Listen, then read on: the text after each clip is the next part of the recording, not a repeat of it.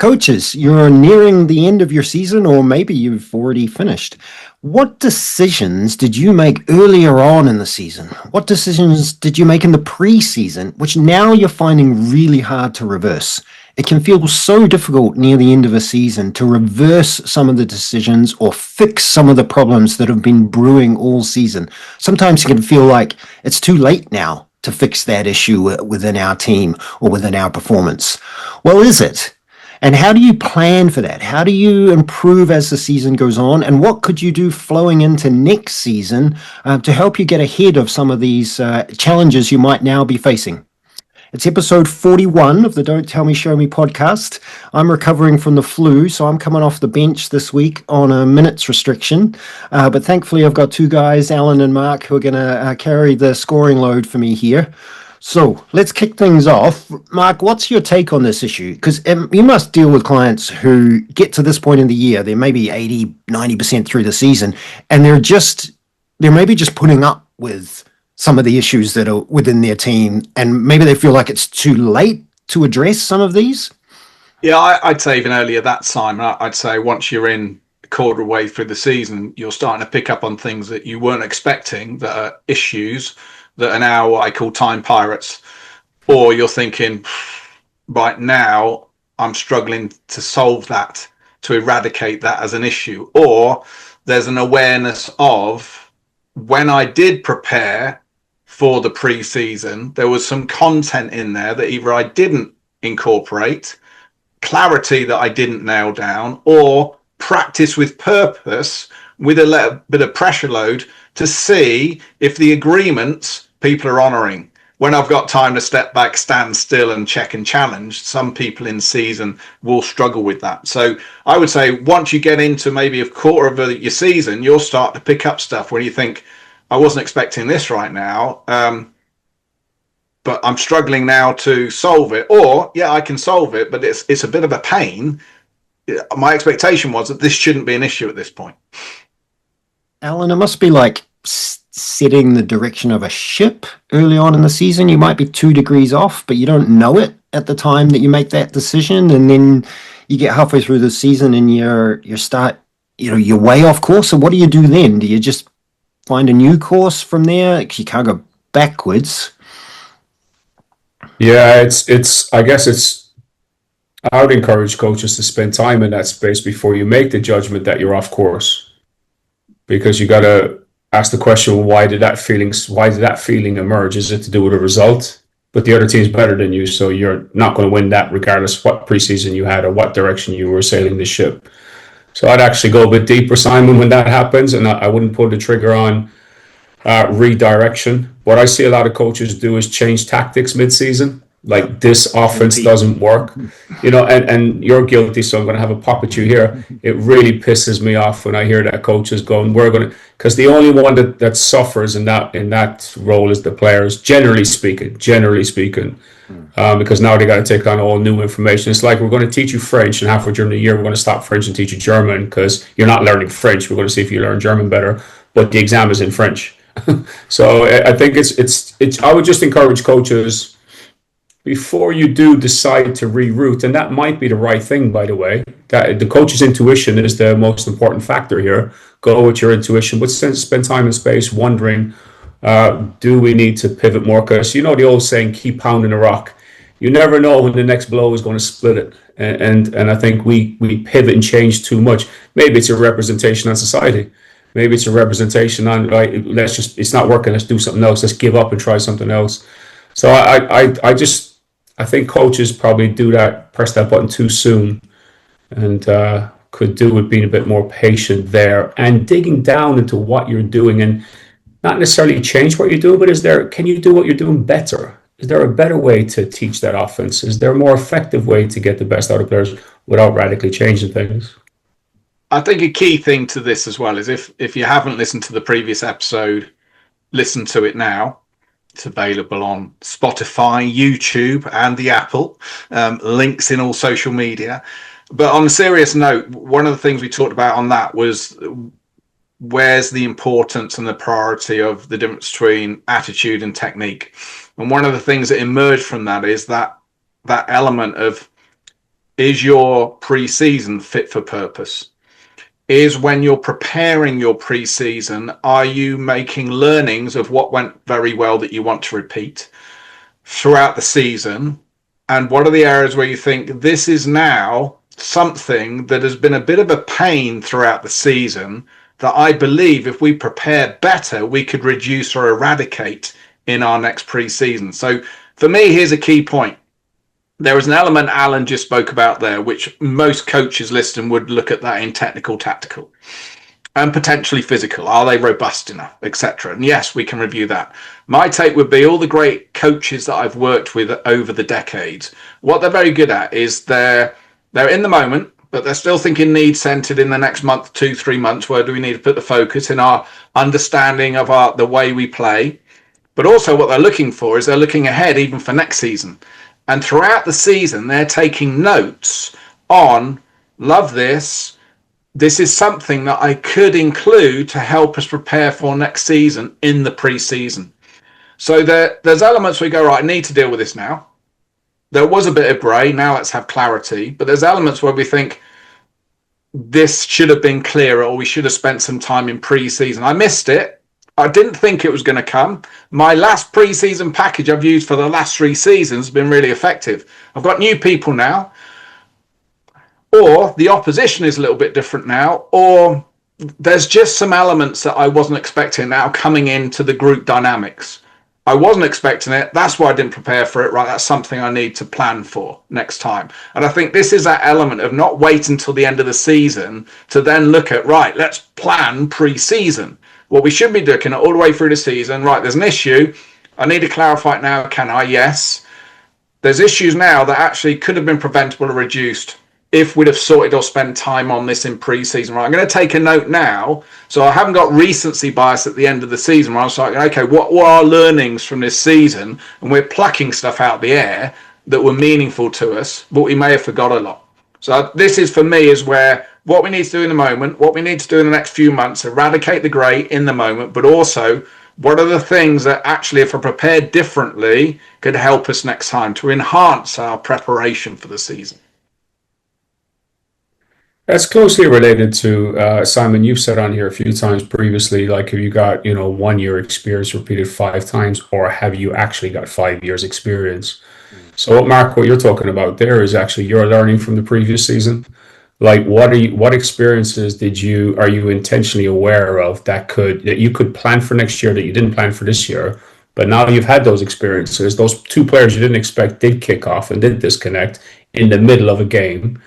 How are you going to prepare for something like that next season? So I think you can do that when you're intentional about extracting the learning from the experiences you're currently having, not that you've had, because it's too late. We have so many experiences in this space called coaching. When you coach a team throughout the season, you can't possibly just look back. You have to capture the learning as it's happening. And, whether you do that through reflection, or you have conversations, or you diary your entries, or whatever you do, but you have to capture that as it's happening. So when you get to the end of the season, you can do what you said, Mark. You can think of 20 different scenarios that I can plan for that could turn up next year based on what happened this year, and then just widening your lens and thinking what else could happen, or have conversations with other coaches and ask them, what were the 5 things that happened to you this year you weren't expecting? Learn from other people's experiences, and then plan what's your game plan for when that hits you. And that's because it's coming for you. You stay in coaching long enough, you'll have all kinds of experiences you never signed up for. It's the nature of working with people. And now you work with people who are being judged by the people on the sideline, the media, the newspaper, the TV. You're going to have all kinds of problems because the sport doesn't treat people well at certain stages and phases and levels. So I think there's different ways to do this, but it's about being intentional about extracting the learning as it's happening, or just close to when it's finished, that moment. And Alan, if we give a couple of real world examples where they might differ, although both interlock, meaning you can still do something now. So if I give you some examples, won't mention any teams, but these are trends over the last few decades at all levels. So I'll give you some age group, but also some elite level pro teams. An error that's happened that has been missed in pre-season, as an example one. People And some of my elite teams, they go abroad in a warm, etc., for their pre-seasons, and they come back and they do, the gamification of these are our principles, let's get to know each other, all that stuff. And then they get into the season, and all of a sudden people are turning up for training 2-3 weeks in, and their head's not in the right place. They're not getting fired up for the training. We come into a game and everyone good today, or not really feeling it today. And all of a sudden the coach is thinking, this is part of your job, players. You need to be getting your head right for this stuff. I haven't got time to now get your head right. So all of a sudden there's a bit of frustration. Now, yes, you could put in interventions through the season, but that's a tricky one. Let's look at another element where we would say, okay, we could have planned for it, but I can deal with it. People are now turning up on time for practice. But I'm ready. My expectation, visible expectation, is people are turning up 10 minutes earlier. They're taped up. They've done their mobility, this individual for them before the warm-up, and they're stood around the whiteboard, ready to go, their water bottles filled up, knowing my attention is with you now, coach, what's success for the session. Coach has got that in their head. Coach is waiting by the board, and it's like, let's say 9 a.m. start, and people are coming in at 8:59. And the coach is thinking, you're late. And the player's thinking, I'm a minute early. What's the problem? So that could be eradicated quite quickly, and says, okay, there's a bit of clarity here on, we've got some slightly different expectations. So let's just make this clear now. If I say 9 o'clock, that's you ready mentally and physically to go, to get on the court straight into. So any individual stuff you need to do needs to be done before then. I will either tell you in WhatsApp or whatever our groups are, if we're going straight in a warm-up in a play, or we're going to stood by the whiteboard first, I will let you know.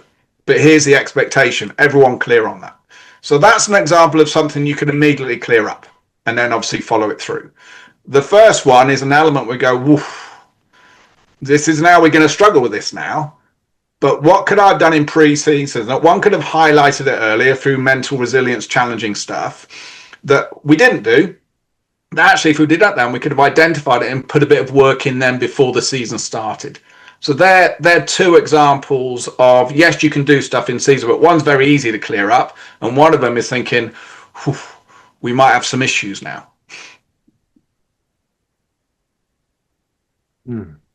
Alan, you're in thoughts there. I am, but I'm also, my thought is, what me and you've kind of gone back and forth twice, and so I'm pausing to see if Simon wants to interject. Oh, Simon, let's check another one out, and then I'll ask you of your experiences within this, because you're bound to have some because you're a coach. You've got to change over some, not all, but just a few personalities in the team, and you think you've recruited some great leaders.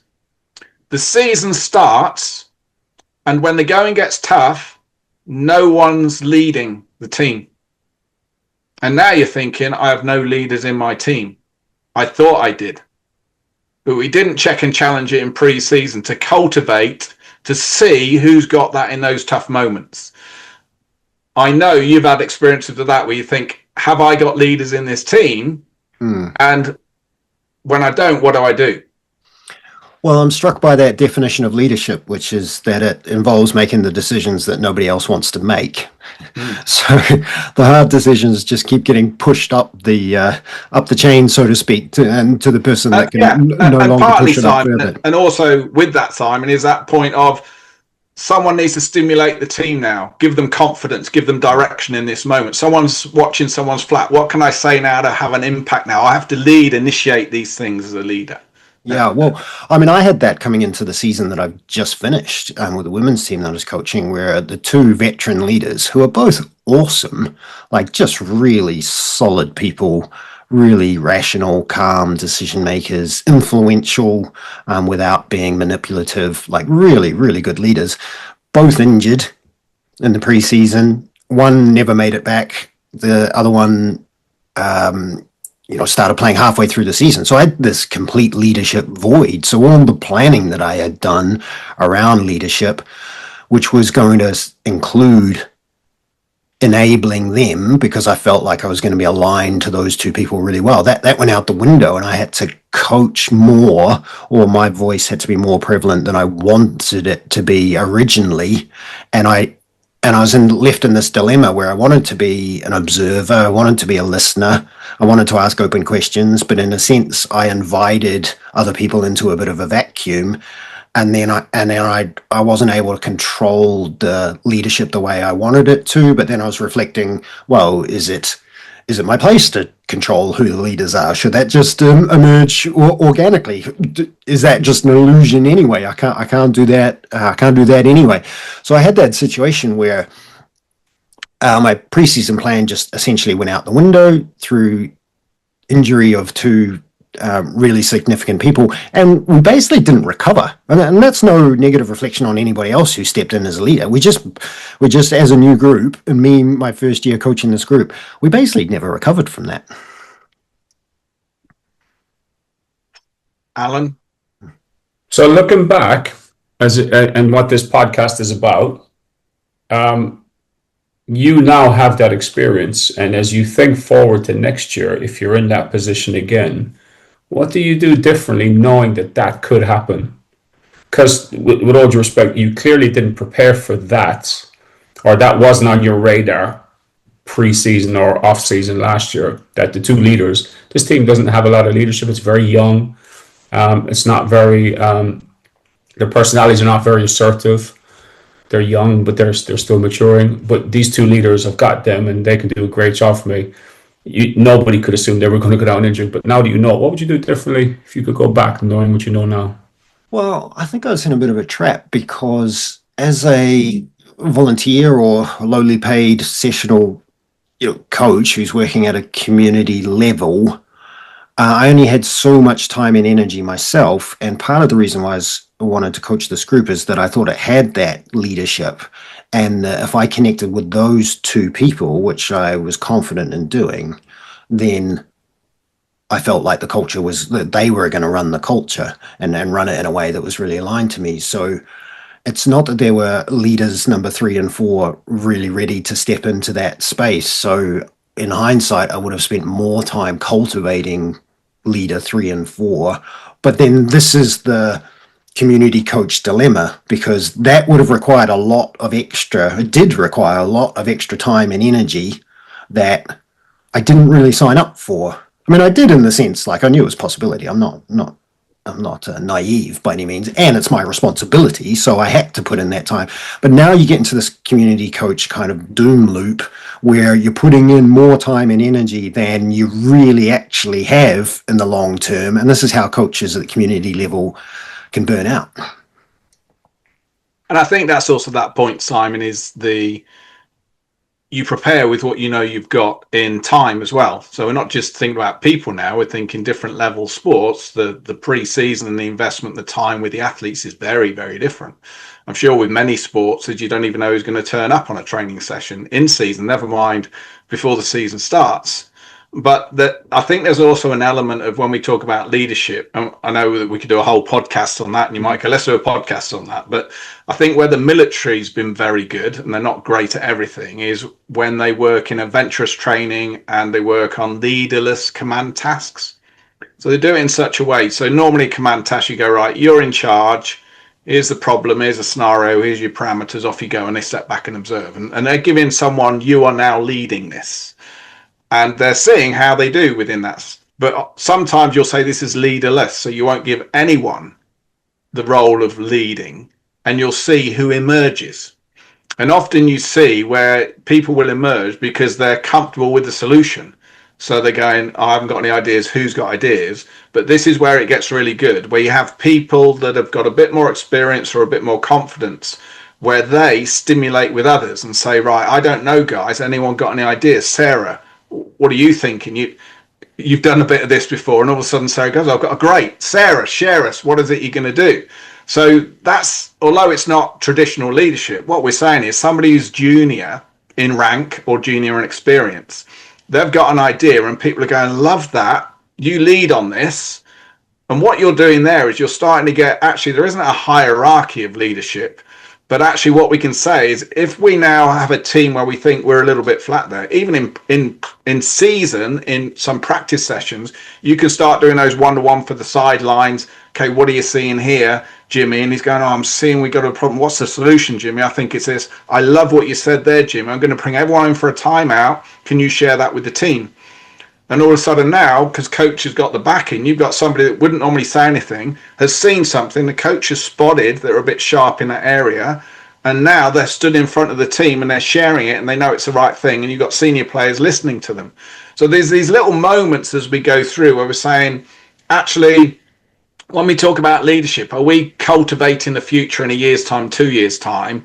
Or are we just looking for, when it gets tough, who's going to stand up now? And like the Lawrence Dallaglio, or just a quick story I'll share is when I was working with Saracens 25 years ago. Time's flying, isn't it? And we were winning this game. I can't remember who the opposition was, but we were dominating this game. And then it was 10 minutes into the half time, and an injured Lawrence Dallaglio came onto the pitch. The whole team changed. The opposition team. He wasn't on our team, he was in the opposition. The whole team changed, and they ended up winning that match.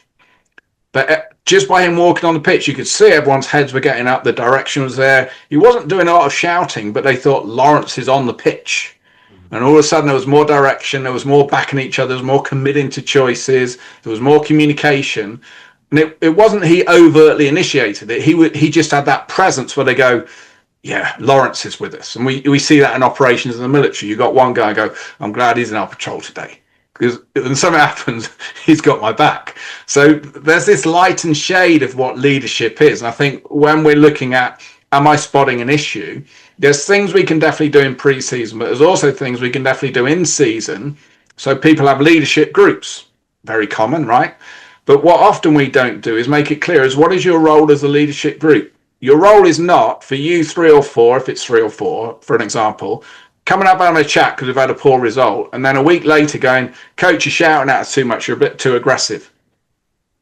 They haven't spoken to the players, they've just taken this idea and then they've shared it a few weeks later based on some outcome of a result, and now they're looking for the problem, like we talked about a few seasons ago with England rugby, before they nearly beat France. We haven't spoke about that. We were Ireland almost won the Six Nations. We won't go there.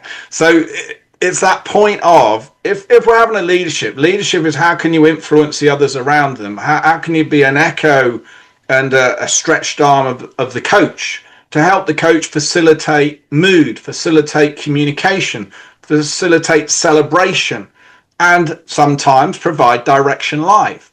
So it's not just about standing up and saying, follow me. It's understanding what that is when we need direction, who's the person spotting it and sharing it, but who's the person that says the right thing to get the majority fired up again, where the coach doesn't have to do it. They go, I've got my leaders can do that. I don't need to be stepping in now. And your Simon is an example of, because that wasn't there, you're doing that job when you go, I don't really want to do that job, but no one's doing it, so I now need to do it. And that's again that cultivation side, pre-season, but also live as well. Well, it's a situation where my read was that the players needed me to step in and be more of a leader. So that was my read of what their needs were. Not all of them are actually able to articulate what their needs were, especially the younger players. They might have had a sense of it, but not quite able to put it into words. So I stepped into that leadership void. And then as the course of the season went on, I was able to step back from it a bit. But it definitely required adjusting my initial plan, which I found quite difficult and quite taxing as a kind of community coach who has a sort of day job and hugely successful podcasts that I have to keep up with and every day. Can I just add, Simon, because I know Alan's ready, he's got some wise wisdom here. Is there other types of wisdom? I don't know, but let's call it wise wisdom. Is one of the elements that's really important with every player in the team, and again, we can cultivate this and baseline it in pre-season or during the season, is we don't want people sharing problems. We want people sharing and acting out solutions. We want any player of any age and experience to go, I see a problem, I see the solution, I don't need to check with coach now. That's something that I can share and people will listen to me. That's the cultivation of the rule of two. But then when something I can't manage, but I can see the solution, I proactively then can speak to coach. I'm not sharing the problem. I've thought it through. So when we get leadership teams or whoever it is or other players going, oh, we're not happy with this, that's where the coach wisdom comes in and go, okay, so what's the solution? What are the options? So before you come to me, this is an expectation that this is how we need to think and be as a team. Now, that's something you can definitely cultivate in pre-season, even if you're in age groups and you've only got the odd day with them. Of this solution finding, this celebrating, this words to action in, okay, we've identified the problem. What's the solution? What are the options? Let's explore. Right, let's go with that. And not be scared of maybe it's not the right thing. Well, you're sharing a solution. We've got nothing else. Let's go for it and let's see, because we will definitely learn from that. And that mindset shift, I think, is another element of where we can link that into pre-season. Alan? I'm going to take it slightly, and I'm going to take this in another direction and bring it back to, or keep it associated with, is pre-season fit for purpose. And if you think about what a traditional pre-season is for a team, let's just talk on team sports for a moment. But I'm sure it's relative to all sports, but I've often seen being part of and designed pre-season where you build up slowly and you do a lot of isolated, unopposed, block practice type activities because we're building up. I've also pivoted slightly and gone to the other end of the spectrum where we come in day one, and this was when I was in Reading. We had a semi-pro team. All those guys were pretty much full-time basketball players except for one. So it's as close to full-time pros you can get at that level. And I remember starting with a 5-on-5 competition, day one. Nobody knew anybody. And the whole purpose was, this is how it's going to be here, that you're going to have to reflect on what you're doing, why you're doing it, based on the opposition that you're doing it against. And basically gave them a whiteboard to develop their game plan, to scout of the opposition, gave them timeouts to run. I didn't run any. And so I went the other end of the spectrum. And the point I'm trying to make here is, if you think about blocked practice, or how we traditionally do preseason build up and do, everyone shoots 200 shots from different spots and, unopposed passing drills and stuff, 5-on-0, 3-on-0, 2-on-0. You could define that as confidence practice. Like, there's no real learning taking place, but the players are feeling good about what they're doing because the success rate is through the roof. It's actually unrealistic when it comes to preparing for opposition, preparing for battle. There's no relation to battle whatsoever because there's no one firing back at you from the other side. So the players feel good, and everyone leaves day one feeling that was a really good session, but it doesn't transfer to actually your first game or the final game or any game you play, even the preseason games. Whereas on the other end of that spectrum, and I credit Job Franzen for this, the other end of that spectrum is what he calls competence practice. And the closer competence practice meaning we're developing actually what comes up in the field of battle, what comes up on game day. We're practicing to be competent in that space. So you have to have opposition. You have to have friction. You have to have a level of failure, if failure is defined as a turnover, missed shot, or a broken play. You have to have those moments so you can rep and practice what you need to do in those moments, which is adaptable actions. Adaptability being your probably most powerful lever to pull when what you're about to do changes its shape and picture at the drop of a hat. When there's no opposition, nothing changes. You might as well be a robot practicing to shoot. So if you think about preseason as that time of year where you have time and space to become really good at competency practice, the closer you get there, there's an argument here that the further out from competition, the more competency practice you should be doing. And the closer you get to competition, i.e. the day before, that's when you do your confidence practice. So everybody leaves that last moment of preparation for the game with a few reps of feeling good, seeing the ball go through the net in my sport, basketball, just success rate with running the offense, whatever. But you've built up 5 weeks of competency practice before that. Now, that's not traditionally done in our sport of basketball on the performance level. It's not conventional. It's not. It's definitely not traditional. The traditional way to do a preseason. But I have become, and from our time in Reading, Mark, pre-COVID, I've become a big advocate of that way of preparing for a season because I've seen the benefits firsthand. Now, if the players you've recruited, bought in, signed up for it, now this is different to community sessions. Simon, I don't think you could have done that with your team this year, unless you go back again next year. Here's the thing. I think you can do that at any level as long as the players who are showing up on day one know what kind of coach you are and how this is going to go. Because if they know that, they won't turn up out of shape. Because if they do, they know that there's a high chance they could get injured or they won't survive the environment that's been set. And I'm not talking about harm here now in terms of survival. I'm just saying they won't. They know that the chances of them not doing well are pretty high. So in other words, if that's the signal, or if that's the reputation that this club, this organization has, players will turn up to preseason in better shape than they would if it was, we build up slowly, we take our time. I've had this conversation with a performance director of a national team recently, last year in fact, and because we had a difference of opinion about how we should start our preparation for the European Championship. I said, day one, we're going 5-on-5. We'll do a proper warm-up. We'll do, and they'd come out of season, but they'd been off a month, 2 months. I told the players, when you come in from day one, it'll be high intensity. The loading will be 8 or above on day one. And they knew this 6 weeks out. So I said, it's up to you to prepare for that or not. And it was all part of a selection process. So competency training versus confidence training. Why, when? And the logic tells you, like logical thinking will say, yeah, the closer you get to competition, more confidence practice. The further you are away from competition, competency practice, but that requires more than isolated block practice methods. And that's that, Alan, I know they're not separate because they're synergized, but when you then look at the hardware and the software, we've got it. So if we use basketball, and we can use it any other sport, if we looked at on court and off court,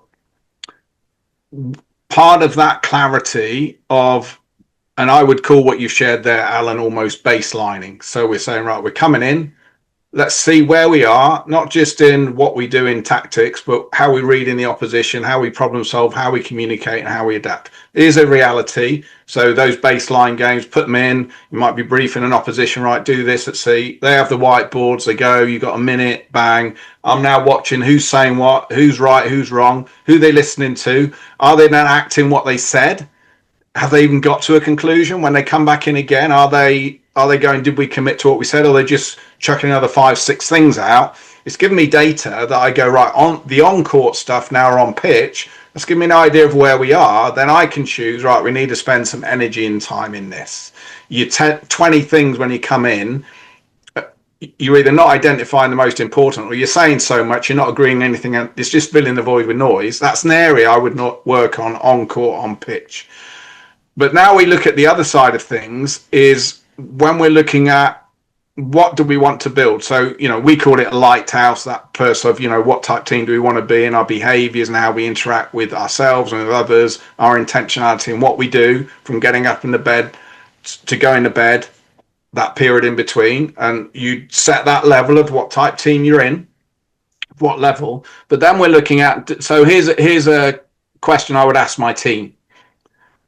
Do we want self-reflective athletes that can effectively self-evaluate themselves and the team? And to a degree, me as a coach, I would say 100% yes. So when are we starting to do that? Because traditionally, that's not something that there's intentionality placed on. Athletes tend to do it or they don't do it. So this would be an example of the hot reviews we spoke about.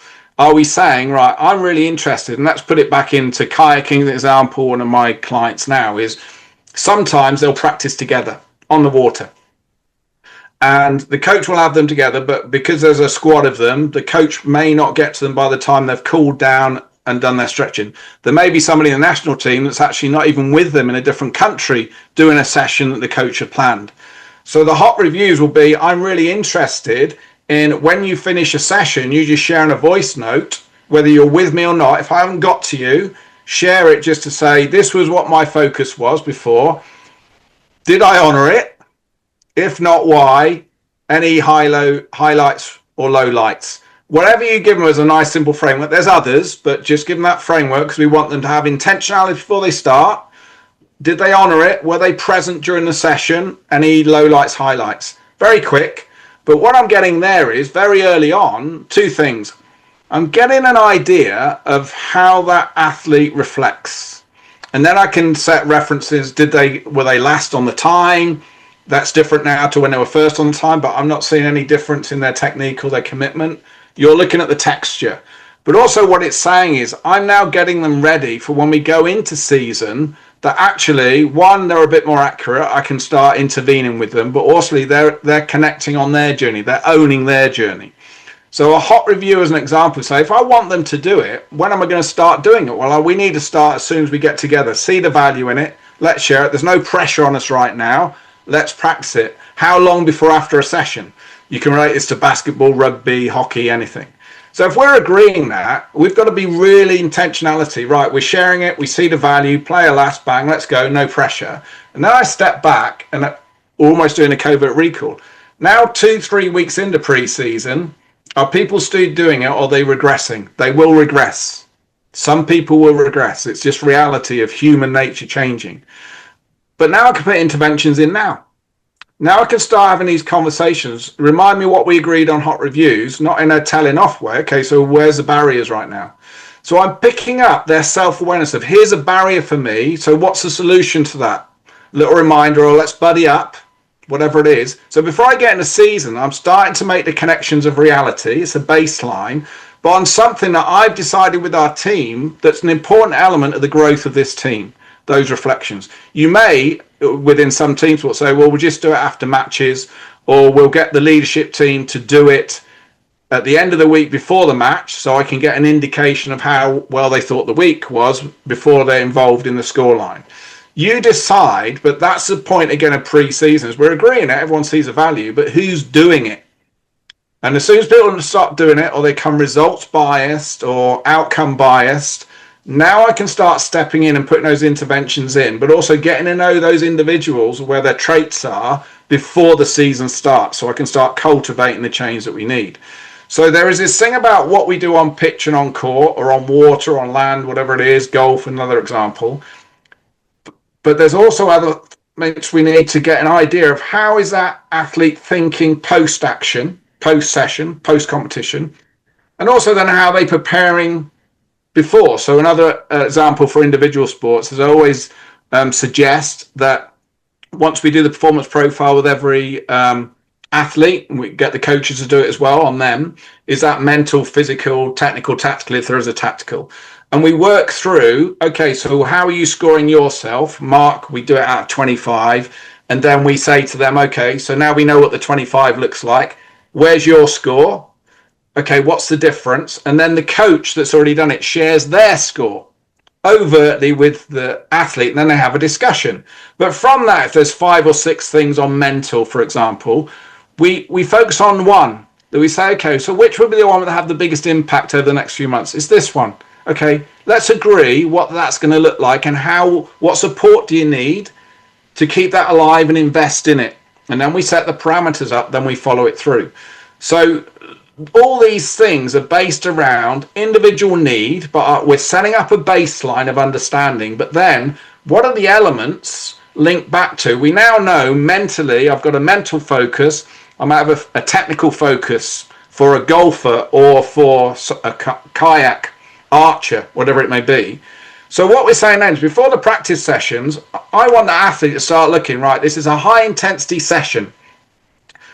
Right, so based on my priority focus, so I might have a mental one, a technical one, a physical one, I start burning out and then second guessing myself as opposed to one more rep, one more pad or whatever it is.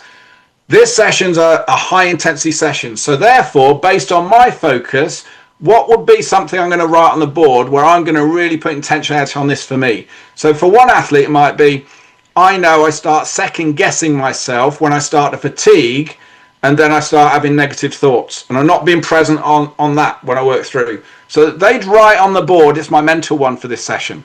So at the end of the session, when they do the hot review, they're reviewing, this was my focus. How did I do with that? Now, that as a sandwich to help coach and health athlete is something that you would agree the value of it, but then you have to relentlessly commit to it. So this is where I'm getting to that I think is a really important point for a small bit of conversation is if you're going to agree something that you think is a value that's going to impact the team, spend pre-season making sure they understand the value, get pre-season to understand the parameters of what that's going to look like, and practice it relentlessly with a support and challenge network to make sure we're spotting where the problems are, we're spotting where the regressions are, but we're setting up the habits that we know we will want to have when the season starts. As an example, if it's not clear, if they don't see the value, if we're dipping in and out, we'll just do it when you feel like it. Or we've said we're going to do it every time, but they haven't. Well, I'll leave that and go back to the last two episodes. We spoke heavily about that. Is we're using pre-season to build the resilience and the trip-ups, spotting the trip-ups, so we can invest in how we can enhance that before the season starts. There's the stuff that may not be on the court, on the pitch. It's the stuff around it that's going to help cultivate the team. Okay, thanks for that, Mark. I have reached my minutes limit. This is the most concentration I have done in nearly 2 weeks. So let's go to rapid fire. I'm going to give you both 2 tips each. I'm going to sit this one out. So, Alan, you kick us off first. If you're summarizing this episode for the listeners, what are your golden nuggets? What do you want them to take away from this? I would say in the preseason, look back on the season you just had and design activities, drills, games where it replicates the experience you had. So if you averaged 15 turnovers a game, whatever drill or game you design, make sure it's designed to offer the players opportunities. It's a weird way to say it, where they actually end up turning the ball over frequently because 15 turnovers is quite a lot. So the preseason, everything Mark talked about, the interventions, great, but I think the design of the activities is critically important if you're coaching them to develop competency. Great, thank you, Mark. If I hooked into Alan's there is if for an example, as a team sport, you've recognized what are the 1 or 2 things that's killing us as a trend, not recency bias near the end of the season. What are the things that when things don't go well, it's starting to kill us? So if communication is one, that's a word. What part of communication? People tend not to listen and act on their peers when they're sharing information when we start to struggle, when we start to go 3 or 4 down. Then that's an area go, okay, so we need to put some intentionality in that in our preseason. So during the season, you're taking notes on trends, not just one-up hooks that are results biased. Then you're putting interventions in, right? So to do that, let's set the parameters. Where are the barriers? And then like Alan's going, connect that into, right, let's start pressure loading it now because I'm looking for where the break point is. Once I spot the break point, where's the source, right? Let's put some interventions and energy into that and getting everyone involved in it. So it's about the whole season, looking at where the trends are within software, hardware that's killing us, and then looking at, okay, so how can I start cultivating that in pre-season? I really like that concept of pressure load. I think that links back to a previous episode where we talked about, I think it was teach it, train it, test it. So test it under pressure and let's see early on in your preseason how much progress you're really making in that space. Thanks, Mark. Okay, Alan? Yeah, last one for me is create environments where you encourage experimentation. Because if you don't do it in the preseason, don't do it in the middle of a game where you probably tripped them up to fall over that hurdle. Reduce judgment in your preseason, accept what's happening in front of you, but create environments that encourage experimentation for players and coaches. Yeah, if you're not going to do it in the preseason, then when are you going to do it? So that's the time to introduce that. Thanks, Alan. All right, Mark, last one. So I'm only allowed one last one. This is very depressing for me. I shall have to go and walk the dogs again, or go to the gym. We got to make sure all those headings that you said are important that you want to continue through the season. Strip it back and say what are the criticals, and then be ready for whatever you choose that's the most impactful. Make sure, are you ready to be uncomfortable in those moments when it regresses? Strip it back, know what they are, and do a heavy understanding of value early on in pre-season, and be relentless of finding opportunities to test it and celebrate it. And when the season starts, make sure you continue to be relentless on celebrating and challenging, but we want to build that within the team, not just at 3-week coach. So strip it all back. Look at what are the most important in the hardware, the software, the elements that we know if we were better in these 1 or 2 areas, we will enhance what we do. Spend energy and time, and know even once the season starts, it's going to be months before it starts getting natural, and it will always regress, chances are, unless you're scanning for it and you're relentlessly challenging it. So you need to be ready for that. So what I would suggest with anyone listening to this is don't have a long list. You could start with a long list, but understand what are the key things, and are we ready to go through the ugly period when we know it hasn't happened before? So why are we going to expect it to happen this time? What do we need to do differently as coaches? What do the athletes need to do differently? And how much time and energy and explicit focus are we putting in it early on pre-season, early on in the season, to keep it alive, to know it's not just another pre-season title that's forgotten within a month? Well, coaches, thanks for joining us for episode 41 of the Don't Tell Me, Show Me podcast. We've tried to help you there to reflect at this time of the year when you may be starting to plan again for next season. You're definitely, hopefully, in a reflective time right now, thinking about how you can be better next season, and we'd love to be a part of that. So please stay in touch. Drop us a comment on YouTube. 5-star reviews always welcome. Feel free to get either of us on LinkedIn or Instagram or Twitter, and drop us a DM. We always respond to every DM we get. So please feel free to get in touch, and we'll see you next week. Thanks, Mark. Thanks, Alan. Thanks, Simon, Alan.